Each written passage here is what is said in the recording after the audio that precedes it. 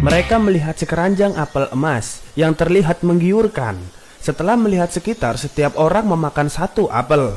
Ini adalah apel terenak yang pernah mereka makan. Mereka keterusan hingga pemiliknya pun datang. "Apa kamu suka apel kami?" Para wanita itu ternyata tidak marah, bahkan mengundang mereka ke rumahnya. Dua bersaudara masih punya satu adik bernama Espen. Ia melihat dua kakaknya dibawa pergi, tapi ternyata jalannya buntu. Espen menggigit apel yang jatuh. Keajaiban terjadi. Batu tadi berubah jadi dunia fantasi. Dua kakaknya sedang disuapi wanita cantik. Espen bergabung dengan mereka. Mereka tidak tahu kalau sedang dalam bahaya. Saat Espen mau mengambil strawberry, ia malah melihat serangga. Ia berteriak dan serangga itu berubah jadi strawberry lagi. Wanita itu tahu Espen sadar dan sihirnya hampir habis. "Apa kamu mau apel?" Espen mulai waspada dan pura-pura makan apel. Tiba-tiba dunia peri berubah jadi neraka. "Wanita cantik apaan? Apa kamu mau menikah denganku?" Dua kakaknya masih tertawa kegirangan. Espen pura-pura bodoh dan mencegah dua kakaknya makan bangkai. Dengan dalih melihat-lihat, setelah mereka sampai di ujung, Espen menampar kakaknya.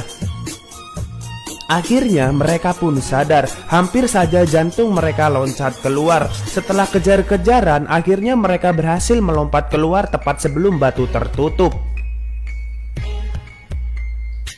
Ketiga bersaudara melanjutkan perjalanan mencari putri. Ternyata putri diculik monster.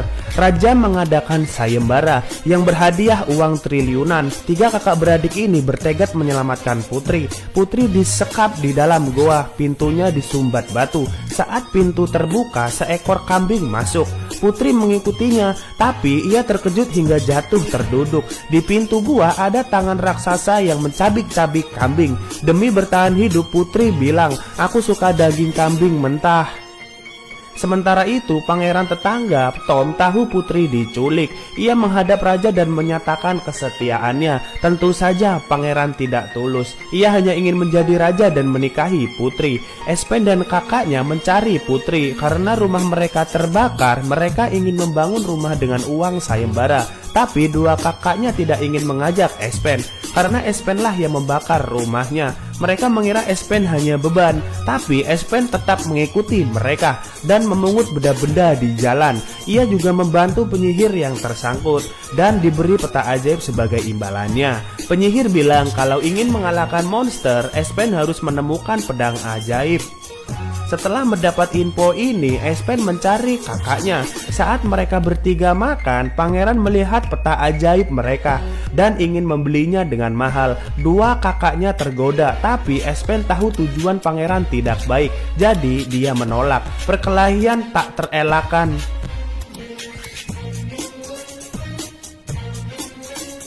Tiga bersaudara itu kuat juga. Daripada dihajar babak belur, mereka melarikan diri. Mereka sampai di tepi jurang dan melompat karena tak punya pilihan lain.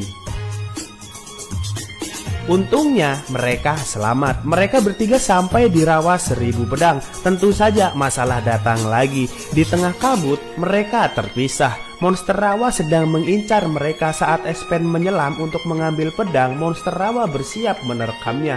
Namanya juga lakon, pasti selalu menang. Ia berhasil mengalahkan monster rawa dan mengambil pedangnya. Tapi dua kakaknya apes. Mereka diculik pangeran dan petanya direbut. Mereka diikat di bawah pohon. Kakak tertua mengambil tanah. "Apa kamu siap?" "Maksudmu?" Ia memberi isyarat pada adiknya dan melempar tanah ke muka prajurit, lalu melompat ke atas kuda. "Cepat, sekarang!" Rencana kabur gagal total. Espen melihat kakaknya dan menakuti geng pangeran dengan kulit beruang. Pangeran yang pengecut berteriak ketakutan, tapi Espen ketahuan. Mereka bertiga diikat lagi, bahkan pangeran juga mengambil pedangnya. Pangeran berhasil menemukan lokasi putri dan menggiring mereka untuk umpan. Tapi masalah datang. Saat mereka beristirahat, monster mencium bau mereka. Pangeran kabur seorang diri. Tiga bersaudara sekuat tenaga mencoba melepaskan diri. Di detik terakhir mereka berhasil lolos. Tapi kakak kedua mengambil bebek panggang sebelum kabur. Demi bertahan hidup, pangeran mengumpankan bawahannya, tapi monster tetap menangkapnya. Karena kakak kedua membawa bebek panggang, monster mencium baunya dan menangkapnya. Kakak pertama dan Espen pergi ke sarang monster menyusulnya. Rongsok yang Espen pungut di jalan kini akhirnya berguna. Mereka mengumpulkan kunang-kunang untuk senter. Sesampainya di sarang monster, mereka menandai jalan dengan tali dan mulai mencari. Tak lama mereka melihat Putri. Untungnya kakak kedua dan pangeran juga di sini. Mereka menyelamatkan pangeran juga. Tapi saat kabur, pangeran tersandung dan membangunkan monster. Monster takut matahari, tapi sekarang masih subuh. Mereka kabur ke atas gua supaya ada matahari. Mereka memanjat sekuat tenaga. Espen menarik pangeran yang jatuh tertinggal, tapi pangeran malah menjatuhkannya sebagai umpan, lalu bersembunyi di balik batu. Untungnya Espen berhasil menyusul dan sampai di puncak gunung. Matahari belum terbit dan monster sudah di sana.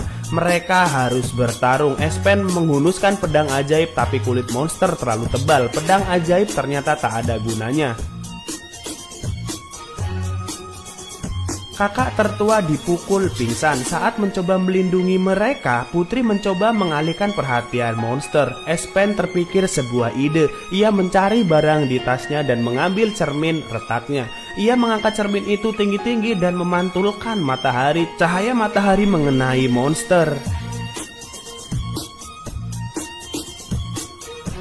yang akhirnya berubah jadi batu. Espen berhasil menyelamatkan mereka. Pangeran berhasil kabur. Di jalan ia malah mengejek penyihir. Penyihir pun membuatnya tersesat. Sejak itu ia tak pernah kembali. Saya ceritanya Paramex. Cerita hari ini sampai di sini.